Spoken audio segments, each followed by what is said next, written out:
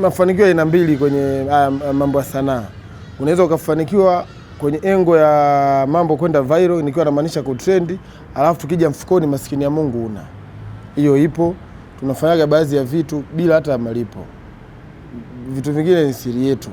Kwa hiyo hii yote lakini ni kutaka kuona tunasogea. Kwa hiyo utachagua wewe, upate hela kwanza au upate umaarufu kwanza, alafu utairudia hela. Sasa bahati mbaya utendaji wetu wa kazi huwa hatuna mipango, yani strategies za kazi hatuna. Yani tunavyoamka ndio tunawaza pale tufanye nini. Lakini ile mipango kwamba tu draft mwezi wa 3 tutafanya 1 2 3 4 1 2 3. Uwezo si niseme hatuna, maskini ya Mungu, au hatujataka kufanya hivyo. Kwa hiyo sisi kunavyokucha ndio tunaangalia tutafanya kitu gani tuachie, basi Mungu ni mwema kwa sababu ameshabariki. Mambo yanaondoka ndugu yangu. Sasa hivi kingamuzi hata akipiga chafya mambo yanapendeza.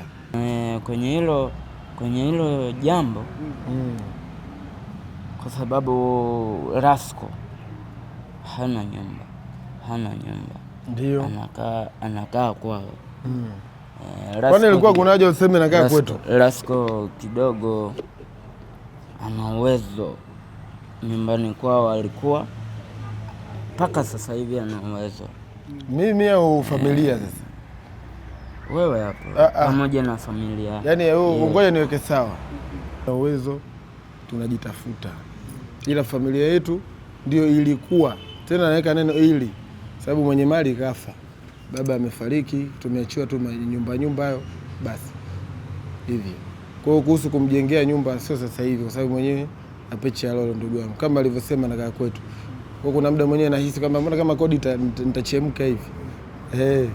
Kwa tutampangia nyumba ila sio kumjengea. Mambo yakaa vizuri tutajenga hivyo. Na kuhusu kugombana na mama mwenye nyumba ambayo alikuwa anaishi, ile ni kawaida kutokana tu na mipango yake ama utaratibu wake wa kwenye nyumba ulikuwa sio mzuri. Kwa hiyo kwa mwenye nyumba alistahili kufanya hivyo. Kwa sababu aligharamikia ujenzi wake mpaka nyumba inasimama pale. Kuna sheria zinawekwa, ukienda kinyume unafukuzwa.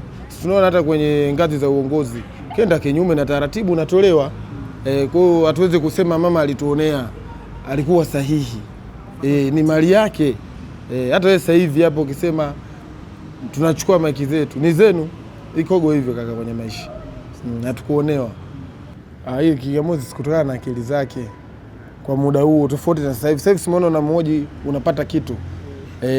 Zamani kidogo akili yake haikuwa sawa, na kutokuwa sawa kwa akili yake ni kutokana na maisha ambayo alikuwa anaishi ya mtaani, ile utulivu, sababu akili ya binadamu lazima mwili upate utulivu, ulale kwa wakati, ule vyakula vinavyotakiwa. Kingamuzi unakuta wiki nzima kala wali. Kwa hiyo unasema mwili umepata aina moja, wanahitaji hizi aina za vyakula wao wanaita carbohydrate. Mwili umepata wanga wiki nzima, lazima akili inate.